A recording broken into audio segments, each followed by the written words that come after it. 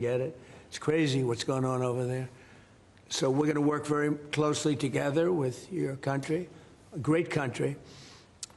We also discussed inside that we are, there's a whole new thing happening with regard to energy from nuclear. Yeah. And the Prime Minister's looking at that very strongly. And I know you have Rolls-Royce nuclear plants. That sounds pretty good, right? I love that. What a great brand that is. But you're also doing the Rolls-Royce or the nuclear plants, the smaller plants.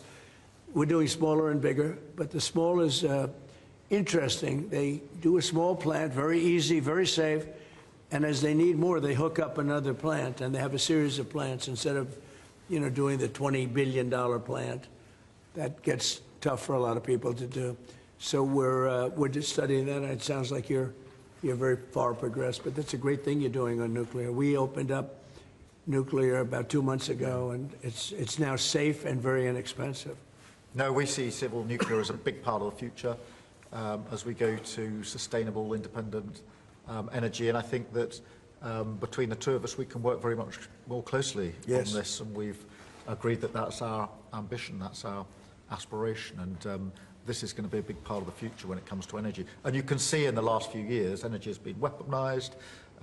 Prices have dictated both families and businesses across the United Kingdom, and therefore taking control of energy is a huge prize. So the more we can work together on this, the better. And small modular reactors are a very big part of the future here, and we've got great companies like Rolls-Royce involved in that. So I'm very much looking forward to working together with you, Mr. President. We'll do that. We'll do that. We're going up to your oil capital in a little while. We're going up to Aberdeen. That's called the oil capital of Europe. And that's a great asset that you have up there someday. If they ever change their thinking on that, you have a great and valuable asset. There's a lot of valuable resources underground there. But that's a decision for you to make. But it's a very amazing place, and it is considered the oil capital of Europe. So it's another option that you have. So we are doing really well as a country, and I think that the Prime Minister has been so supportive of us, and so strong and so respected. And I respect him much more today than I did before, because I just met his wife and family. He's got a perfect wife and family, and that's never easy to achieve, right? But I take no credit for that. But he's become a friend, and together we got a deal done that has not been able to be done.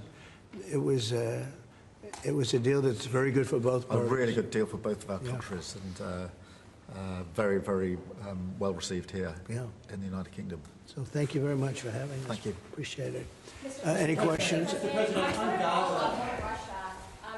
Earlier you said that you were going to change the deadline from 50 days. Yeah. What is your new deadline? I'm going to make a new deadline of about 10 or 12 days from today. There's no reason in waiting. There's no reason in waiting. It's 50 days. I want to be generous, but we just don't see any progress being made. Mr. President, you just talked about setting up food centres in conjunction with other organisations. Right. You're talking about the Gaza Humanitarian Foundation or recognised aid agencies. How will this work? Well, it's going to be working where the United States will be helping with the food.